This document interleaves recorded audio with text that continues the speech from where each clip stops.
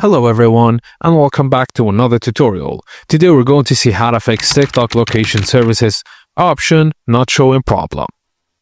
Firstly, open the TikTok app on your device.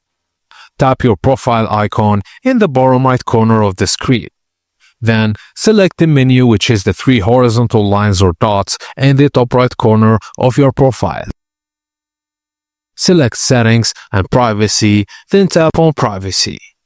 Then click on Location Services. Now you should see the option to turn location services on or off for TikTok. Just note that this controls TikTok's access to your location but does not allow you to change your location or the content TikTok shows you on your feed.